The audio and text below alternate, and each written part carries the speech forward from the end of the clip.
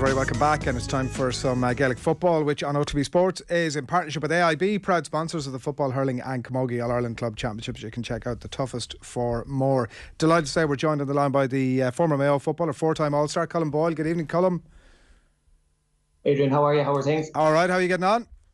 I'm great. After the weekend's action, it was great to have it back. I think it was 27 weeks or something like that since the All-Ireland final, so it felt like an awful long time ago. Obviously, we've been watching the club since, but yeah, it was brilliant to have it back, and I think we were served up with pretty decent fare at the weekend, so it was a good start overall. Yeah, it was no tame return. It was back with a bang. There was plenty of excitement at the full-time whistle in the Mayo Galway game, which is going to be the meat and drink of what we'll chat about. Has that continued, the excitement around the streets today? Are people back buzzing now about what, the live post Lee Keegan and Oisin Mullen might not be so bad? Yeah, maybe there's a bit of that in it. I think last year for Mayo sports in general was a tough year, just with the way the year went. It was a bit of a struggle, and then you're watching Galway really develop on and get to an Ireland final. So, you bring in factors into, the first round league game against Galway, a huge crowd in McHale Park, 14, probably 15,000 people there. Crazy atmosphere, huge intensity to a January game, like 28th of January, the shape them guys were in, you could see the work both teams have done at this stage. And yeah, I from talking to people the last couple of games and the last couple of days, and people that were at the game, they were really excited after it. And I think from a Mayo and Galway point of view, I think there's something bubbling there nicely. Obviously, Galway were in the All-Ireland final last year, so Mayo have a bit of work to do to get to the level Galway did last year. But, you bring Shane Walsh back in and Jack Lane, who didn't start last year, Sean Carr and a few players like that. They're not going to be a million miles away again this year. And Mayo have plenty of players come back in from the team that played the last year with Tommy Conroy, Paddy Durkin, obviously, Owen McLaughlin, Cork O'Hora, and then obviously Aidan O'Shea, Cillian O'Connor comes in off the bench as well, huge factors as well. So you add that in, Mayo Galway, I think, are the two of the top maybe 4 or 5 teams in the country, I would say. So I wouldn't be overly surprised if maybe in the next year or two we'll see a big All-Ireland semi-final, or possibly, you never know, even final in Croke Park. And that'd be something to look forward to, definitely this side of the country. But yeah, it's early days yet, but I think there's good signs for both teams, really. Given the sheer number that you've just mentioned there, and also the quality of all those players that you mentioned, the Mayo side that have yet to come back in, and given the fact that it's really the first proper competitive game that Kevin McStay and his management team will have had, it's possibly hard to answer this one with any sort of definitive idea. But in so much as you could tell, what are they doing differently under Kevin McStay than they might have done before? Well, there's a couple of things in that, they're trying a couple of boys in a few different positions. Obviously, Conor Loftus at number 6 is a big change. Certainly, when I was thinking about who might be playing at 6 this year for Mayo, he probably wouldn't have one that sprung to mind. But obviously, the lads see something there that they're trying to develop and work with. So it'll be really interesting to see, how that goes through the league. In a more kind of gameplay scenario, okay, what did Mayo do? There was a good energy about the team. That's one thing I would say. Maybe something that was missing an awful lot of the time last year from a tactical point of view. I think, they hunted Galway in packs as Galway did when Mayo had the ball. But I think what was noticeable for me is when Mayo turned Galway over, especially, deep in their own defence, they looked to move the ball really, really quickly. And Mayo over the last couple of years, we've probably been guilty of maybe running the ball too much out of defence, and we've come a bit predictable in our play. But I think the last night was very, very noticeable. The first pass after we turned over Galway, it was always looking to go forward, and we were trying to move it really, really quickly as much as we could. Okay, when we got to that forward line, a lot of the time that slowed down because I just don't think we had a link man there that could connect the next play to the full forward line to James Carr and Ryan O'Donoghue. So that's definitely something they'll be looking at going forward, getting a more creative player in a half forward line. But I definitely think there was signs there, just the energy both teams brought and the intensity. I think that was one thing, but certainly from a Mayo point of view, I think we were trying to do the right things. Okay, the quality wasn't brilliant. We're not going to fool ourselves and think it was an outstanding game of football or anything like that, but from a sheer intensity, tackles, turnovers, excitement point of view, it was a great game to start the league with, for sure. Yeah, we might come back to the moving the ball quickly point in a minute, but the energy one, just to pick up on that, is that just come as a natural bounce? Is that what you're saying, like it's a natural bounce from the new management ticket, or is there a direct impact of the way they're trying to play the football that's the source of that energy? It's a couple of things. Yeah, definitely new management bounce, of course, but obviously a Saturday night game in Castlebar is brilliant under lights. Like I said, 14,000 people there. That brings its own atmosphere and its own intensity to the game itself. and obviously your local neighbours coming to town as well, who are just coming off the back of a Larne final. So there's 4 or 5 factors there that you come together. Like, I was expecting fireworks really from both teams, and I think we pretty much got that. Like I said, the quality wasn't outstanding. It was good at times, and there was a couple of moments of magic. Obviously, James Carr's goal in particular, but just the sheer intensity that both teams want, and it was very, very obvious even on both sidelines. And I would say, in particular, the Galway sideline, you know, how much they wanted to win that game for a January game of football. I think that contributed really to the huge intensity and the work rate and the tackles and the turnovers that we saw evident throughout the 78 minutes. I was interested in your point specifically then about the moving the ball quickly, because I did notice watching the TV coverage about 3 minutes in, there was a lot of lateral play, and Eamon Morrison commentary had made the point that there was audible booing from the crowd about the an unease, let's say. I don't want to overstate it. There was unease at the crowd about the lateral play, and so I was interested in that. And you might just pick it up on that, Colm, as well as maybe a not entirely unrelated point, but just their how they contrived to not score for large periods. Again, particularly in the first half, they seem to be running into traffic a lot. They dropped 4 shots short into the keeper's hands, and not all of it was forced. Like, there was some of it that was not under a great deal of pressure. So just those 2 points side by side, you might pick them up. Yeah, so I'm moving the ball quickly. I think you're right. Look, I think in every game of football now, you're going to see that lateral play side to side for certain scenarios, because you can't move the ball quickly every time. When Mayo were most trying to move the ball quickly, I felt, was when they turned over Galway. So they were trying to hit them before Galway got the chance really to set up, which is what Galway were doing really, really well last year. They were getting their 2 wing forwards tucked in to allow their wing backs to drop off to the D, and they were protecting that area really well. So I felt when Mayo won the ball, they were trying to move the ball quickly, so they couldn't allow that Galway players to get back in. When Galway then got set, that's when Mayo will look at and say, all right, we need to do an awful lot better here. Obviously, I think 1-3 in the first half. You mentioned there about a couple of the shots they took on, 4 drops short, really not good enough at senior and county football level. And some of their, you know, it looked like a bit of a struggle. It looked like they couldn't really find their 2 men inside. James Carr and Ryan O'Donoghue in particular, Aidan O'Shea really had dropped out to lead them 2 inside. But that's kind of what I'm talking about. That creative link really around centre forward wasn't there from certainly from a Mayo point of view. I felt they were missing someone that could just find that pass and link that play. And like, I'd be interested to see going forward with Mayo, and I kind of mentioned this already about the lads that are coming back in over the next couple of games and into the league.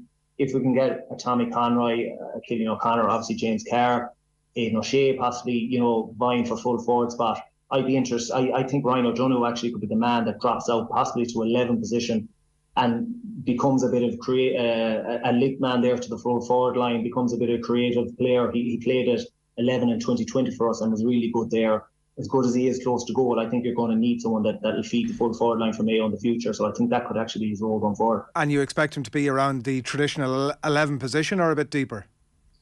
You look at this day and age, you're going to get dragged and pulled all over the place, because that's just the nature of it. He could be kind of the third man coming out, leaving 2 inside and playing a small bit deeper, a bit further out, close to goal, or just functioning as an actual orthodox centre forward and playing from there. But look at Ryan can do any of them goals really you're asking, and if you want a man to stay close to goal, he can also do that for him. But I just think Mayo down the line are going to need a man to link that play, and I think he actually could be the man to do it.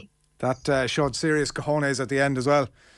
It did. Yeah, no, super score. But I think if you're Kevin McStay and Stephen Rochford, you'd be looking back on that and thinking we probably got slightly off get let off the hook there, because that shot is probably outside Ryan's range. I would say, you know, it's a sideline ball. He has a goal that he's well short on it.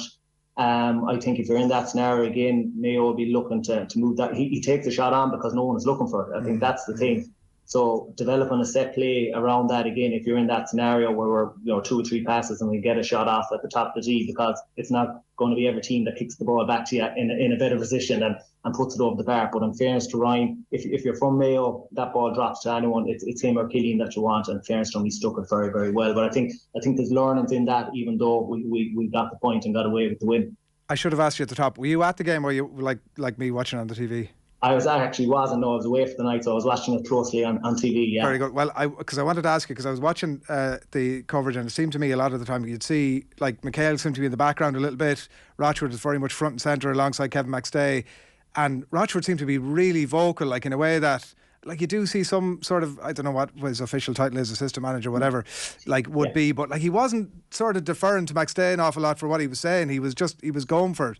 What's your read on what the various roles are?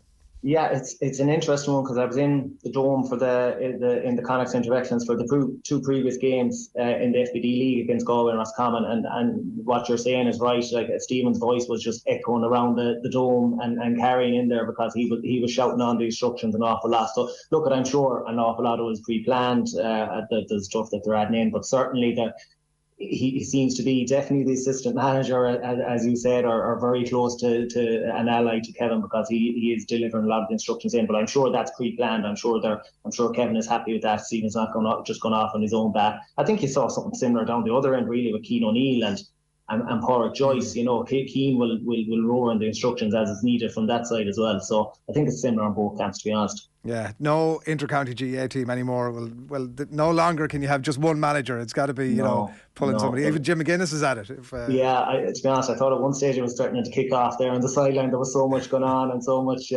contesting of decisions. So yeah, it was a good watch for sure.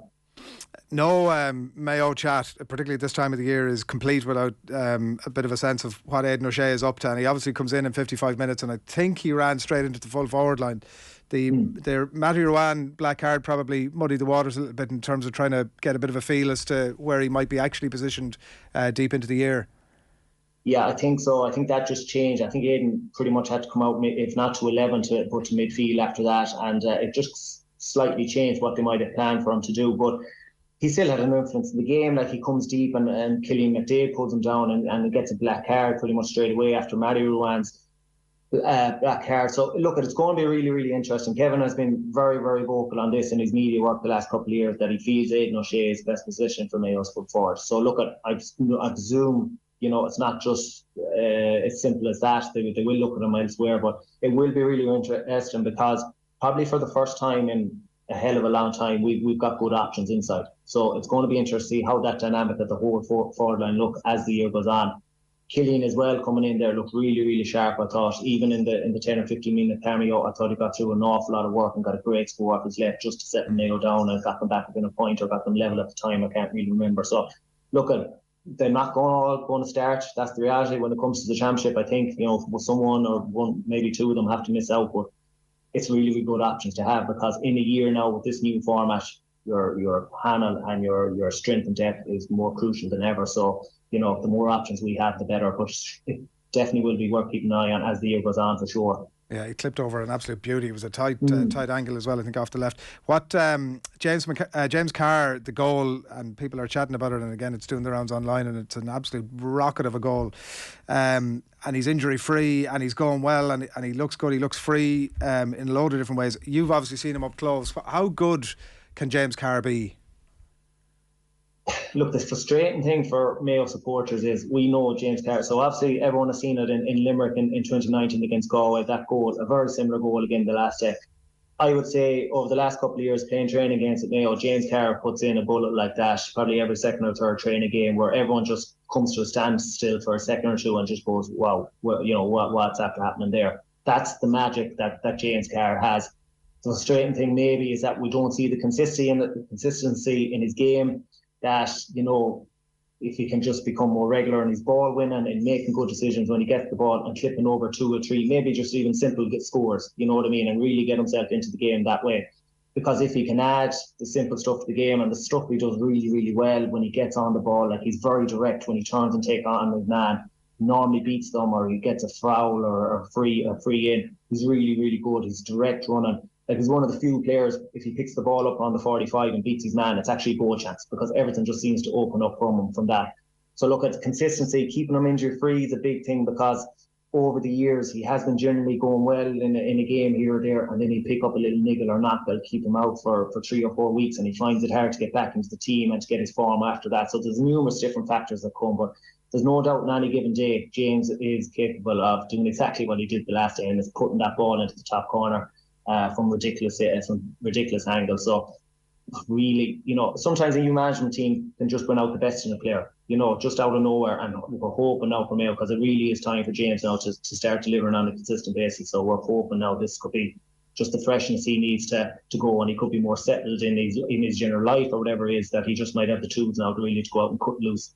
Yeah, all right. Well, look, I have two things to ask you about, Colm, and I have 2 minutes left, right? So bear that in mind. Number one is Dublin-Kildare game. 12 scores for Dublin from 30 chances. And I see it being spun as a bit of a worry for Dublin. 30 chances. I mean, they're never going to miss that many again. They're not, no, unheard of almost. And if you look at a lot of their play in the first half, the three, obviously, main boys, Costello, Kilkenny and Conor Callan, all held scoreless from play. I think Niall Scully gets the first point from a Dublin forward from 30 minutes. So they were definitely better in the second half, there's no doubt about it, and that efficiency will improve. But even some of the shots they took off, especially in the first half, I would say, from angles and distances that really they weren't going to get from. So very un-Dublin-like, I would say, in some of their shot selection, but overall, Stacey Farrar won't be hugely concerned. First game of the league, they got the win, wasn't hugely impressive. But if the most thing I'd be worried about if I was a Dublin supporter, that we didn't see any new player coming. So sometimes an unknown player that we might know from outside of Dublin. It was lads that we've seen a lot of the last couple of years, but nothing overly great. No player that you would say is going to break through into the team, you could say, that we didn't know about. Yeah, maybe David O'Hanlon in the goal might have been the one sort of. Yeah, he was really good actually. Yeah. I need to ask you about Robbie Henley. Yes. So he's confirmed moving from Brafey to Raheny, and obviously there's all the fuss about the Shem Walsh story. You had Jack McCarran just last week moving clubs within his county. Is this a Rolling Stone effect, as you see it, Colm, or is it just like that we'll see more and more players doing this, do you think, or no? I think this is a very different one than what we've seen before, especially the two you mentioned there, Shane Walsh and Jack McCarran. Like, Robbie's been living up in Dublin for the last 12 years, and he's made the huge commitment up and down for club and county over that period, pretty much for 10 months the year. And circumstances from his changed. He got married there last December, so things change, and it just can become too much. So I think this is a completely understandable one. It's far different than a couple of ones you mentioned there. I think Robbie just needs, if he is to continue along in his inter-county career at Mayo, that something needs to give, and it's that extra couple of months travelling around, especially now with the split season, that he just feels that it's time to still be playing football at a high level, but just not be travelling as much. So I think it's very understandable from his behalf, and I hope it goes well for him. First of the year, Colm, really enjoyed that. We'll catch up with you again down the track. Thanks a million. Great stuff, Aidan. Yeah, thanks a million. Cheers. Thanks a lot, Colm Boyle, former Mayo footballer, 4-time All-Star on the line.